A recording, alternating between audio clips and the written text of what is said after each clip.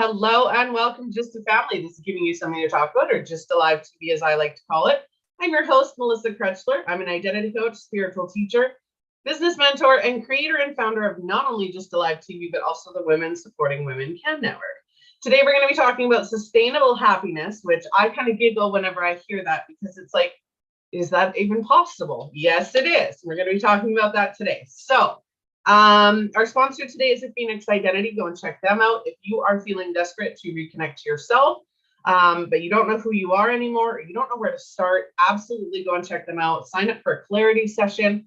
Use coupon code Clarity1 and you will get that session for only $97. So go and check that out. Link in the description. If you would like to connect with either myself or my guest speaker today, please go and check out the description of this episode. This got all of our links. I'd like, follow, and share. So, Vickie, would you like to introduce yourself?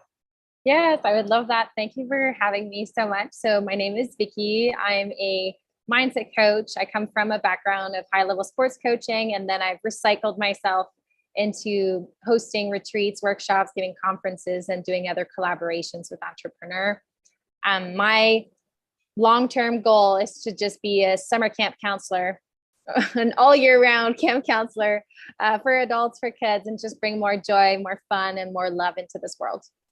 Well, and you're in a beautiful location to do that too, though.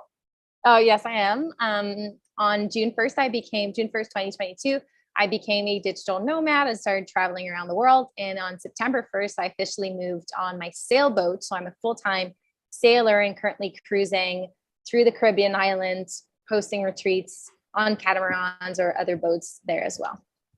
That sounds amazing. I've never been over there. I've never traveled outside of Canada or the US. So again, it's, far for me, but it sounds beautiful and I can't wait. I'd love to go to the Bahamas. This is not a promotion for the resort, but I've seen Atlantis in the Bahamas. Yes. And I want to go there. So eventually one day, maybe I'll actually get up the courage to fly across the world, but not today. I'll live vicariously through Vickie. Yes, do it. Do it. I love the Bahamas. Bahamas are absolutely beautiful. Yeah. All right. So today we are talking about, like I said, sustainable happiness. And you had actually come up with that.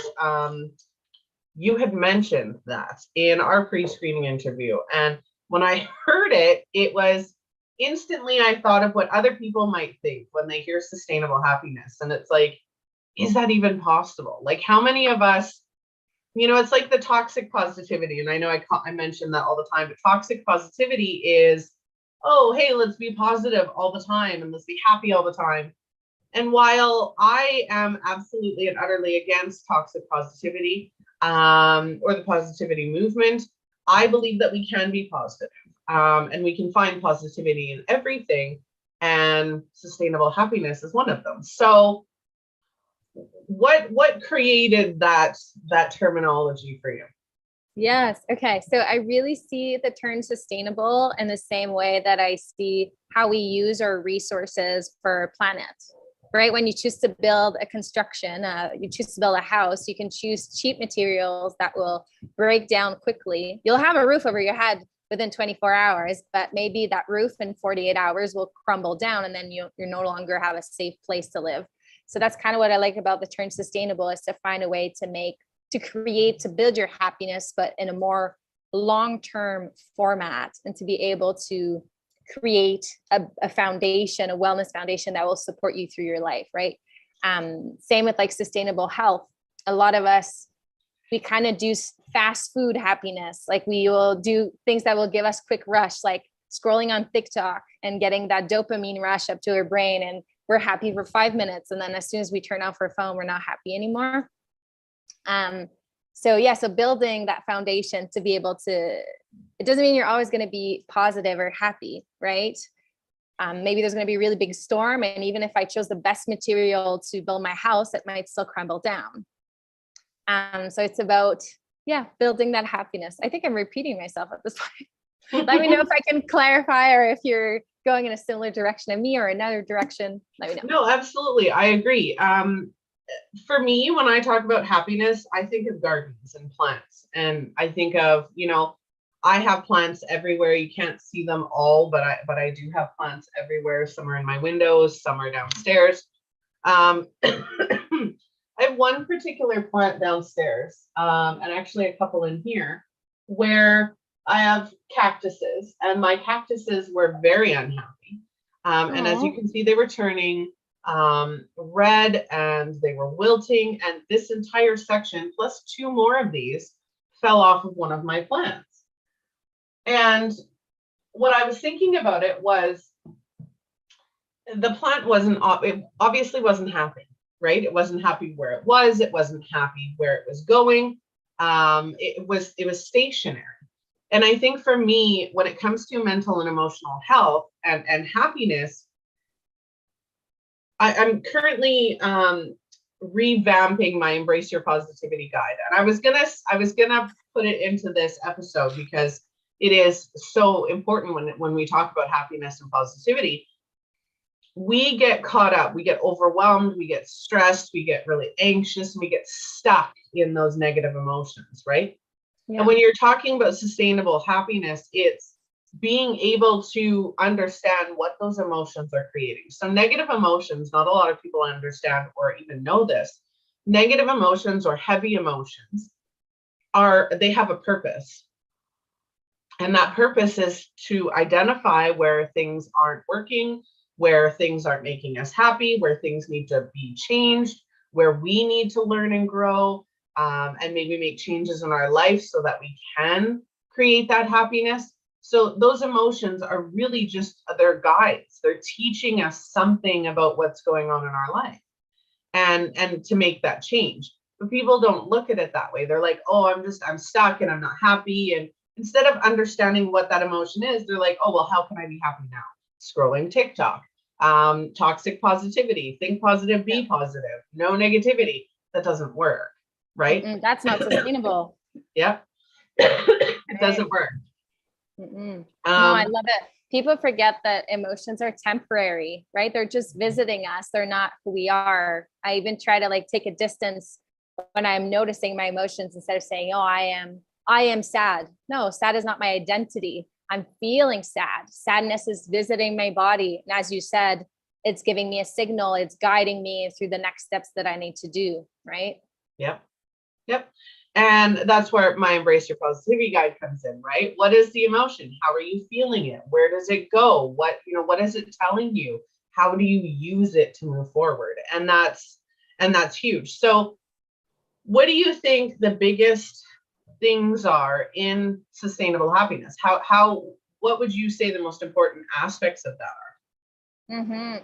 I would say everything starts with self-awareness. You're talking about emotions, and there's emotions is a big part of it. Emotion, thoughts, desires, needs. But the better that you can know yourself and know who you are, the better that you can create a good life for yourself, because it's going to be customized to you, instead of creating a life that is everywhere on social media, that everyone should do this a certain way, or everyone should think a certain way, everyone should feel a certain way.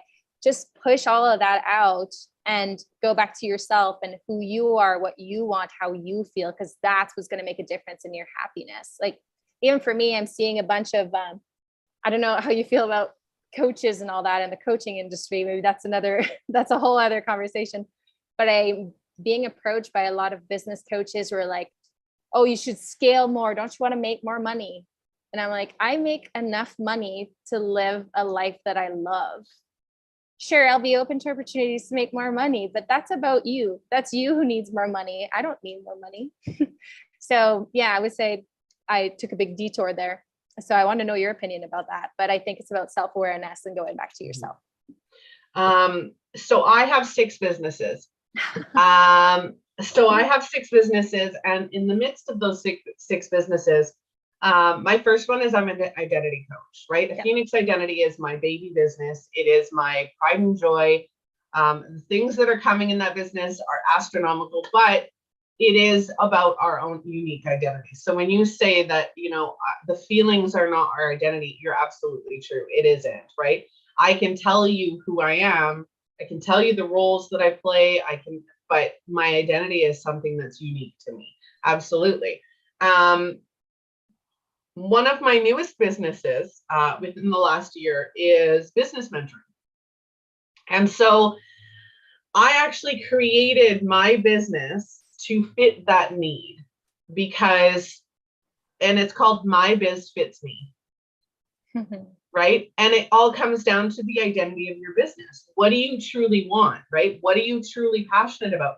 You don't need to create 6 businesses to follow my path. I'm not teaching you how to do that. If you want to do that, I can teach you, but I'm not teaching you how to do that. I'm teaching you how to identify, what do you want, right?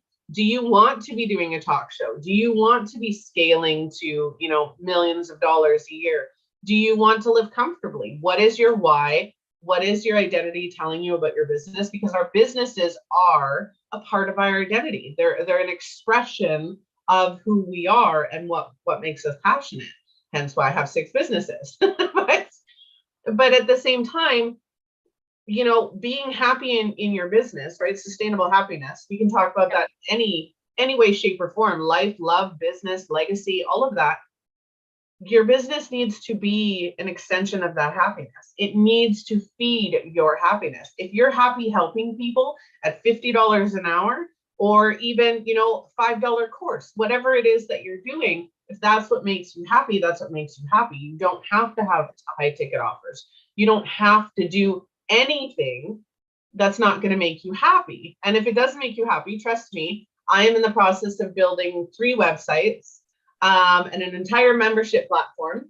And do I like doing it? No, but I know that the end result's going to make me happy. And when that end result is in place, I'm going to hire other people to do that. But I want it my way. So I have to do it my way, right? So it's, again, finding that happiness. That's such a beautiful example of sustainability. You're like, I'm going to go through the discomfort of doing those 3 websites, even if it doesn't feel perfectly effortless, because you're making future Melissa happy, right? And that's what I think, something with positivity, a lot of people will say like, oh, if you feel resistance, like stop, choose the effortless path or whatever. I think you need to, after self-awareness, I think you need to be very honest with yourself about who you want to be and what you want your life to feel like and look like, and to be coherent and aligned with those actions that you're taking. And some of them are not going to feel good, and that's okay, because you have that vision of who you are and that vision of who you want to be. Yeah. A thought just popped into my head, and share it, is we're talking about just business quickly. So let's say you're somebody like me. I love old-fashioned meals. Right? I would love to have a brick and mortar restaurant where we're just doing comfort food, old-fashioned meals, right? Now say somebody watching this, anybody watching this, and you want to open a restaurant, and you go through 15 different people or 100 different people and ask, what do you want to see in the restaurant? What do you want to see in the restaurant? And let's say all of them are coaches, or all of them are meant to help you build your business.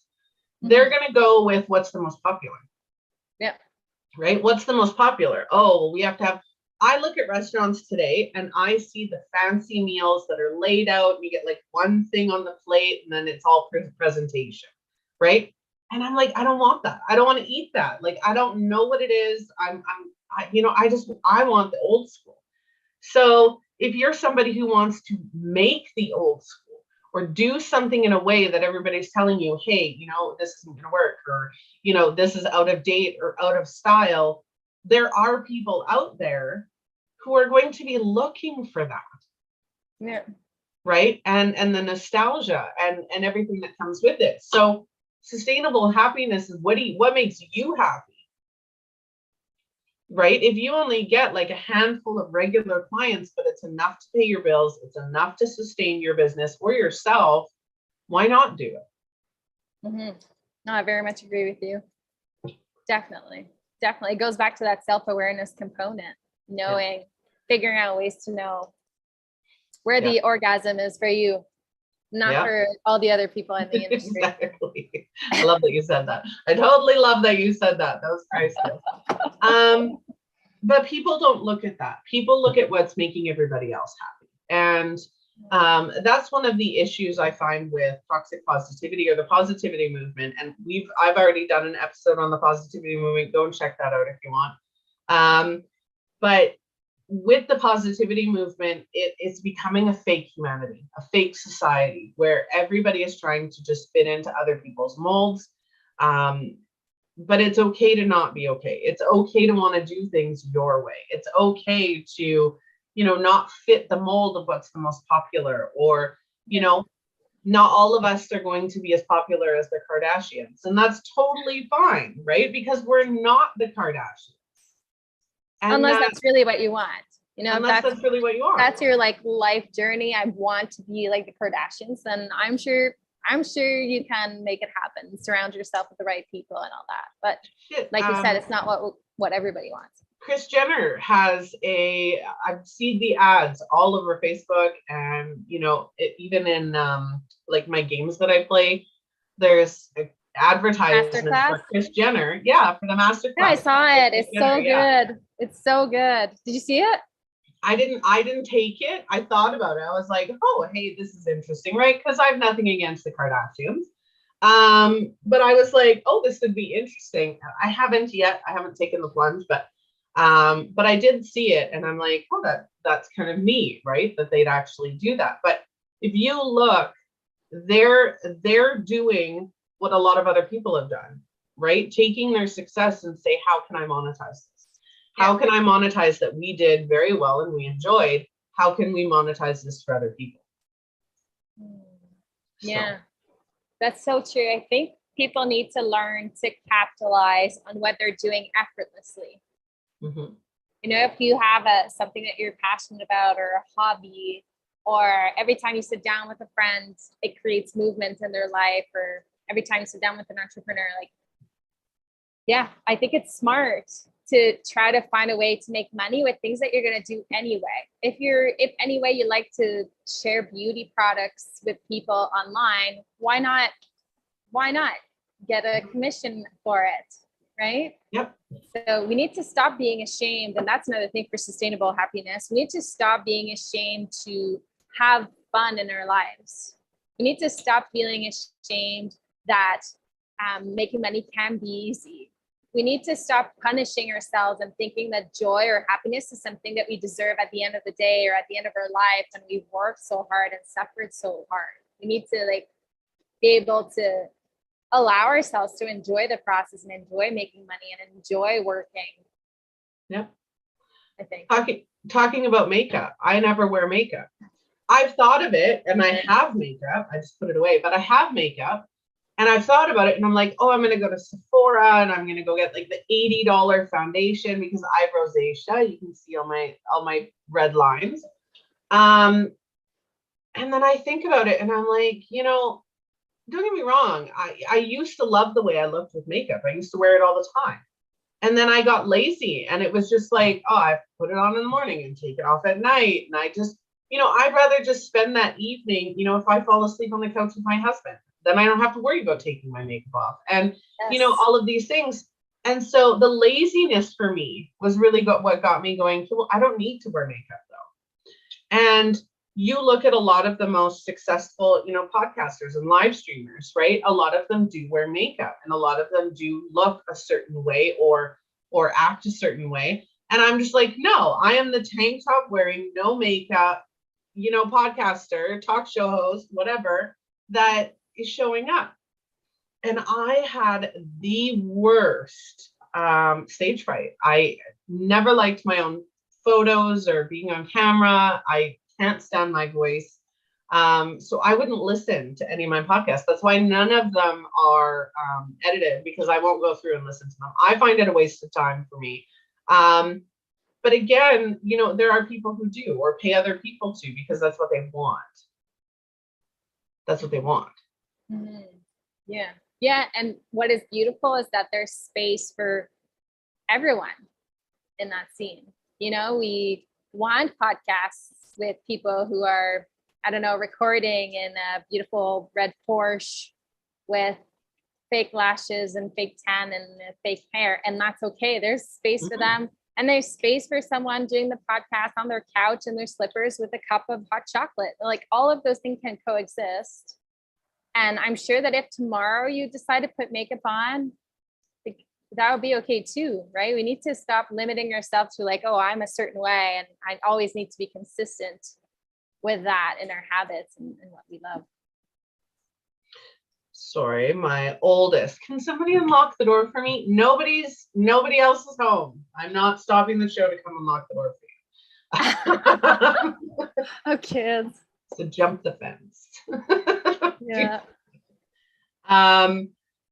So yeah, sustainable happiness needs to be something that people are focusing on more, whether like in whatever way, shape, or form that looks. So not accountability, but acknowledgement, right? Just number one, and you said it with the self-awareness. And this is actually the first step in my guide, is acknowledging how you're feeling, right? Acknowledge how you feel, whether that's just sitting there feeling like crap, whether that's sitting there feeling overwhelmed, whatever it is, acknowledge that you're feeling that way. The emotions don't go away unless you start to acknowledge them. Welcome them. Yeah, very much. Yeah. Much. I think that makes sense. And like we talked about self-awareness and acknowledging what is present, what is your current reality. And then I talked a bit more about desires and needs and who we want to be. And I feel like the next step is kind of filling that gap. I don't know what you think, but when you're building that house, right, you're like, okay, this is the soil that I have. These are the resources that I have. And I have this plan in my head of what I want my house to look like. And then the next step is kind of building that step-by-step plan to be able to create that life for yourself. Yep, absolutely. What do I want? How does that look? What can I, what do I have available to me? We have in our identity, in our core beings, we have gifts. We have, and that's not a spiritual thing. It can be, I'm spiritual, but it can be.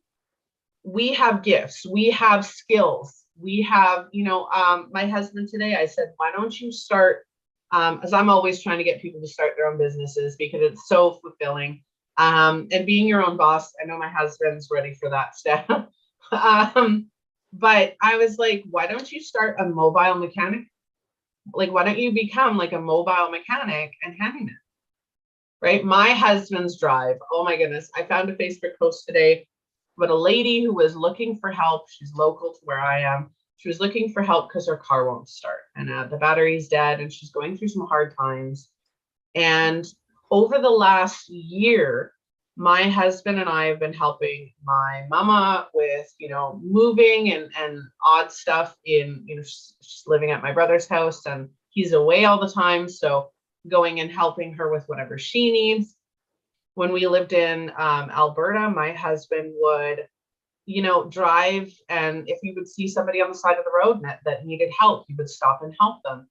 And I've been telling him for the last year, why don't you start a business where you're helping people who can't afford the full prices, who can't afford the big companies, right? Senior citizens who are on absolutely fixed budgets. Why don't you go and, offer to do the odd jobs, painting or cleaning out their garage or whatever that looks like, right? Because that's what makes them happy. He loves doing that. So what did you say when you said? Oh, he's like, he was like, give me a second, I'll tell you what he said. So it would be kind of neat, but I'd need reliable vehicle and tools, but it could be interesting for sure. And for him to actually say that is huge, right? Because he is not very confident in his ability to be an entrepreneur. So I'm like, come on, I got your skills. We're good. Let's go. Make it happen. But he does. Like, even we live with my mother-in-law and he loves doing stuff around the house, whether that's outside or inside or whatever that looks like, he likes helping. And so that's the perfect thing for him. So for anybody watching, sustainable happiness, whether you're talking about yourself, your life, your love, your business, whatever that looks like, you need to first be self-aware of who you are and what makes you happy, right? And just creating more space for the things that make you happy. choose. Gotta choose happiness. I think it's also like choose happiness. There you go. The mug said it. That's the tea. I was going to say it's probably not tea because it looks like a sippy cup, but I was going to say, yeah, every time you do an action, like this morning, my partner and I got up. So we live on a sailboat here at the marina, and now it's raining really bad, so I hope you can still hear me well. Yep. Every 3 mornings a week, there's someone giving yoga out here. And one morning, my partner and I got up, and he was feeling super sleepy, and he didn't sleep well, whatever. There were too many waves. And he said, like, oh, I don't think I'll go to the yoga. I think I'll stay in bed. And I got up and I went to the yoga. And then as soon as the class started, I saw him running up the stairs, unrolling his yoga mat and starting doing the practice. So I asked him what changed, between like 15 minutes earlier, he said, no, I'm going to stay in bed. And then so I just thought about this question, like, is this supporting the person I want to be? Is this supporting the life I want to create? And even though it felt more good to stay in bed and, relax for an extra 15 minutes, that the kind of person he wants to be and the kind of life he wants to create, that the yoga practice actually feels amazing and helps him have energy throughout the day and helps his body be more connected to his mind and his breathing and nervous system regulation and all of that. So I think that's just a beautiful question to keep in your minds, like when we go and buy that hamburger or that pizza, or when we take that job we don't really want to take, or go hang out with that friend that doesn't make us really feel good. Just think about this question: is this supporting the life I want to create? Is this supporting the person that I want to be? I don't know if you have an example of that, of something where you say, oh, that action really supports who I want to be, or. Yes, and that would be, doing things that I don't want to do for the end result. That was like business, right? I look at things, every morning I wake up and I spend probably about half an hour just scrolling on my phone because I like to be relaxed in the morning. I, like to do something mindless that feels like it's for me. This morning, after I got my kids off to school and my husband went to work, I read for an hour, right? And I read for an hour and I did whatever I wanted to do. And I love starting my day that way. Finding, for anybody watching or catching the replay, finding, what do you like? What makes you happy? I was going somewhere with that and I just totally effing lost it. Crap. Take your time. I can't remember now. But do you have things that feel good, that when it's time to take that step? Like, for example, I love eating salad, but if I'm preparing lunch, that's probably not going to the first thing that's going to pop in my mind. Like, I'm probably going to want to cook some pasta or whatever. And then when I do end up making the salad, I'm like, cutting vegetables, and I'm like, oh, this is actually really delicious. Or like having fruits for dessert instead of ice cream. Of course, my brain's like, ooh, ice cream, you love it. And then I eat a fresh pineapple from here in the Caribbean. So I'm like, oh, this is actually freaking delicious. So I don't know if you have some things like that where you're like, oh, I don't want to fill up the bath, light up some candles. But then once you're in the bath with the candles, you're like, oh, this is actually amazing. I'm so glad I did it. Spending time with my family. Ah. Spending time with my family. And you know what? I had this conversation with them the other day. And I was pointing something out and I was pointing somebody else's out. And then I came back because obviously I need to start with myself. And I said, I am horrible at not giving my family or my friends my attention. And it's because I'm selfish in that way, is that I would rather be doing what I want to do, even if it's me doing nothing, than do what anybody else wants me to do. And so, but yet when I have client calls or anything like that, it's like, bing, I'm here. But again, it's harder for me, right? I'm very selfish with my time. I'm very selfish. And that's not necessarily a bad thing. That does mean that I'm capable of making time for myself, making sure that my self-care is on point. I do make time for my family, whether that's, snuggling and watching a movie. My husband, my mother and I watch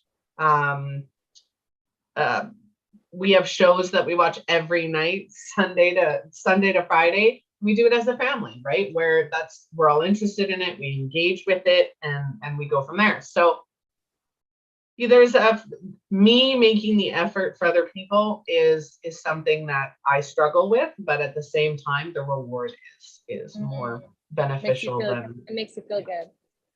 Yeah, absolutely. All right. Well, is there anything else you'd like to add before we get going? I've been listening to my dog bark for the last 5 minutes. He's old and deaf, so I do have to go and let him out. Of course. I would just, I think, summarize that sustainable happiness, and my definition is improving your relationship with yourself. Yeah. That is an awesome summary, and simple, right? And it doesn't have to be so complex. It doesn't have to take, yes, okay, when you first start doing the work, I will tag the Embrace Your Positivity Guide once it's done in this episode, but once you get to know who you are and what makes you happy and how you process those heavy emotions, because you're meant to have them. Once you learn how to process them and what makes you happy, it becomes second nature. It's not work anymore. It just free flows.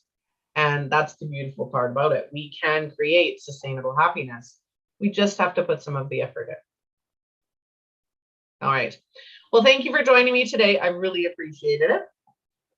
Of course, that was my pleasure. Thank you for having me.